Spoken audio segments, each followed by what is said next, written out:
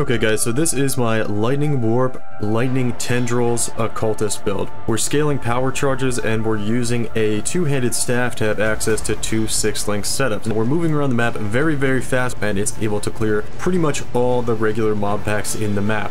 And you may notice anything that's a little bit tankier, I use Lightning Tendrils to kill. Our Lightning Tendril damage is very, very high. This build was able to do Uber Eater of Worlds. So the build can very, very easily do regular pinnacle bosses, and then I know it can do Uber Eater of Worlds. It was very tough. I wouldn't recommend farming Ubers on this build, but it's very, very good on a very, very cheap budget. Let's talk about the mechanics of the different things we have in this build. So first of all, we're using Ralakesh's Impatience, and now when I stand still with this, you'll notice we have our minimum charges are equal to our max. We don't have to do any type of charge generation on the build. We have all the charges we need. So we've got our frenzy charges, we've got our endurance charges, and we've got our power charges, which is really nice because normally you don't have a way of getting frenzy charges when you take inner conviction for your power charge scaling. But with Ralakesh's Impatience, you do, because you're using minimum charges to get your frenzy charges. So you don't need to generate them, you just get them all with Ralakesh. So these boots are incredibly good for the build. We are a CI build, so we're using Incandescent Heart, and we're pretty tanky to elemental damage because 25% of elemental damage is taken as chaos,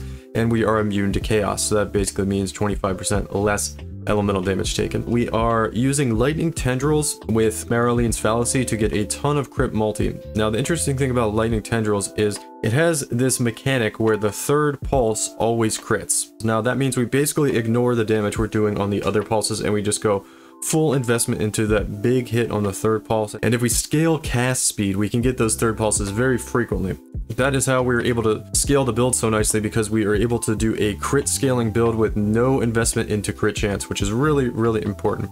And the other thing is we do not get that with Lightning Warp. We have just a 33% chance of crit on Lightning Warp, and we are still a crit build because Lightning Warp does not have any inherent crit chance bonuses built into it like Lightning Tendrils does, but it seems to work out absolutely fine with killing monsters in the map. It has no problem blowing up packs. Every now and then you'll blow up a whole pack and a rare monster might live, but you just go back and you Lightning Tendrils it for a quick second and it's dead too. We are power charge scaling, so we're going for a lot of power charges on the tree. We're gonna have 7 maximum power charges, which, because Lightning Warp benefits from area of effect, our explosions benefit from area of effect, and Lightning Tendrils benefits from area of effect. We are able to scale a lot of area of effect through the Occultist Ascendancy and through some cluster jewels and power charge stuff that we have set up. So we're able to get really big explosions and really big AoE effect on our, in addition to having pretty good range on our Lightning Tendrils as well. Getting into the cost of the items we're using here, the staff cost about probably about 10 divines, the most expensive item by far. Everything else is like less than a divine, if even close to divine. A lot of stuff costs like 50C to craft. The gloves, you just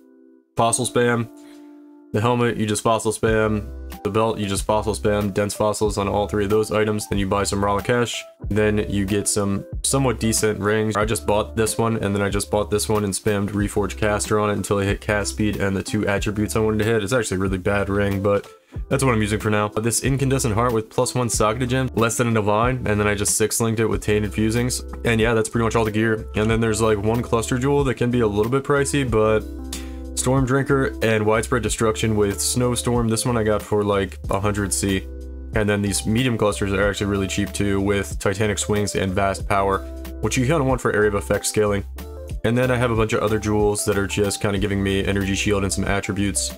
I could go for damage there.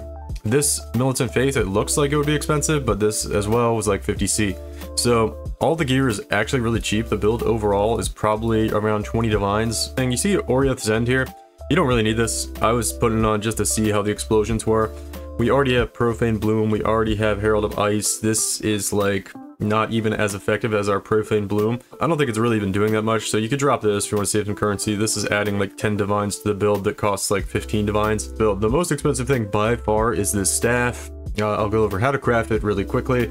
We have a really nice Crucible tree on it. We got very lucky. We just combined a 1 staff that had these 3 nodes with this staff after we crafted it. We didn't just set up the tree beforehand or anything.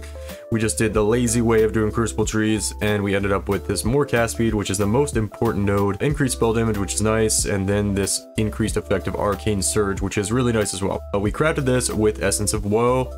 What you're going to want to do if you want to craft this is you can either just Essence spam until you hit +3 all lightning spell skill gems, and then whatever other prefix you have is fine. The added lightning damage to spells is good, but it's not super crazy. as far as the impact on the build. You can choose to go that route or not. If you go that route and you want to hit tier 1 lightning damage to spells, you roll increased spell damage until you hit tier 1 lightning damage to spells, and then you have to have an open prefix, and then you have 2 suffixes. How you do this is, so if you need to add a suffix, just craft a prefix, then exalt slam it until you have 2 suffixes, and then change your crafted mod to cannot roll attack mods, and then you aug lightning. And the only thing you can hit with that aug lightning, if you already have lightning damage spells, is either +1 to 2 all spell skill lightning gems, or +3, which is tier 1. It's tier 1 and tier 2, so I think you have like a 50% chance of hitting it. I'm not sure if it's weighted or not, but it took me 2 attempts. That's how you craft this staff, and then I just did a prefixes cannot be changed and a Veiled Chaos to get that cast speed on the suffix as well, and then chance to deal double damage while focused was pretty nice to craft on as well. Because we have this increased attack and cast speed while focused on our gloves as well, which is a massive cast speed boost. So anytime we hit focus, we are pumping, dude. We are actually blasting. Everything else though is really cheap. Okay guys, so let's talk a little bit about the gems and the rest of the setup here. You don't have to play this as a lightning warp build with lightning warp damage. You can just use your staff to set up another blessing aura, which I would set up zealotry. This is what I use for doing single target damage when bossing, because you don't really need a lightning warp to do damage to mobs if you're bossing, obviously. You could set up, instead of having all these gem links for lightning warp, you still want less duration, where is it, less duration linked with lightning warp, but these other 4 gem links you could take out: inspiration, added lightning, awakened lightning pen, and increased crit support. You could take all those out, and then you could just set up a blessing, and then you have a zealotry blessing, which is really nice because you can see it uses our energy shield, which is a nice thing about using this staff particularly. You do want this staff base, I didn't mention that in the video, you do want this base to have that plus energy shield. It's really big. You can do zealotry and you can basically spam it, and you can see like we get our energy shield back very quickly, and it really doesn't use much at all. So it's a pretty low cost of maintaining that aura. So use it once, we get about, it's only saying 4 seconds. That's because we have it linked to the same link as this less duration. So we'd want to move things around a little bit. If we're going to do this, you would move your hex touch links over here instead of the less duration. And then you would use an increased duration here as well. You'd kind of move some things around. Let me just show you guys how we would set this up if we're going to do that. You'd want lightning warp with less duration over here. You'd want to take out the lightning pen. You'd move hydrosphere over here with hex touch, so we're still getting our elemental weakness with our hydrosphere, which is really big for single target damage. And then you could put an increased duration here as well, which I'm not sure if I have one or not, but anyway, you can do an increased duration, and then your aura is lasting 10, 12, 13, 14 seconds, maybe something like that. For zealotry, you activate it once every 13, 14 seconds, and you have like permanent zealotry aura for a very low cost. And then our other aura setups we're using are Arctic Armor, which is our main defensive aura. We don't really have a lot of defensive bonuses. We're going to take Garukhan for less shock effect, then we're going to take Brine King for chill effect reduction, so then we're really only worried about ignites, and those aren't too bad. And we have a lot of elemental damage mitigation from the chest piece and also from our flask. So the only thing we're really worried about is fizz damage mitigation, and because Arctic Armor goes so nicely with 20% less physical damage taken, 21% when you're stationary. We're pretty much always stationary. I also didn't mention this, but when you lightning warp, you're also counted as being stationary. So you can see the only time I really don't have charges, right? I'm lightning warping around, we're still stationary. We're teleporting, but we're not technically moving. So the only time I lose them is when I physically like move my character around like this.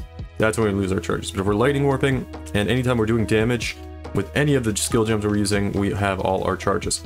So that's really important to the build, and that's a little bit of how the gem works. In Arctic Armor, we also get when we're stationary, so it just synergizes really well with the other parts of the build. Then we use a cast when damage taken and Mortal Call setup for our guard skill. We have a clarity because the mana costs can get driven down pretty quickly. We also have minus mana cost on our rings to help with that a little bit. So we use a clarity, which uses a lot of mana, then Herald of Ice, and that's pretty much all the auras. And then we just use a less duration with a Phantasmal Lightning Warp. If you want to do this setup, you can also include you use a faster casting, and your Lightning Warp casts are going to be even more quick. They're pretty quick already. To be honest, I don't really notice much of a difference with faster casting. Then we have a typical damage setup here with our Lightning Tendrils. We use a Phantasmal Lightning Tendrils, and what this does, you can see the effects from quality there. This is going to give us less damage on average, but a lot more damage with our Stronger Pulse, and this is what I was talking about when I was saying we invest heavily into the Stronger Pulse, and that gives us a lot more damage. So basically, we're really not doing much damage until we do a Stronger Pulse, but because we scaled the cast speed and it's channeling, we get that Stronger Pulse very, very frequently. So you really don't notice. It's not noticeable. that you're doing less damage in between the pulses. It just looks like big chunks of damage coming out very frequently when you're hitting the stronger pulses. That's how we have the build set up. It feels pretty good for single target. Oh yeah, we're using energy leech support. This you could change out, but in my opinion, this feels really good for being able to just face tank stuff. Because we can face tank most things in the game. The only thing that's going to really one-shot us is big physical damage hits. You don't want to try to tank the Shaper Slam, but for everything else in the game that you're going to get hit by big hits for, you're going to get your energy shield back very, very quickly with this, and you also get a nice more multiplier while leeching. I like energy leech support. It's not the highest damage support that we could use, but in my opinion, it feels really good. So that's the setup we have, guys, and that's all the gems, and yeah, that's going to do it. That's going to do it for the build. You could change around the gem slots a lot if you want, but these are the two kind of setups I felt work pretty well if you want to do Lightning Warp as purely movement skill, or if you want to do the Lightning Warp 6-link setup. That's how you set up those two things. Alright guys, that was our Lightning Tendrils Lightning Warp Occultist build. I'm going to start doing a lot more of these builds leading up to next league. I'm going to test out a lot of builds. I'm going to do a lot of build guide, kind of, or build guides, I guess you could call them, 4 different builds leading up to next league to try to prepare a bunch of league starters for next league and do builds on a budget is what we're going to be doing a lot of until next league, so expect more of this. I've got another really cool build coming out soon, and then we're going to be testing out even more stuff. So keep a lookout for that. That's going to do it for this one, and thanks for watching.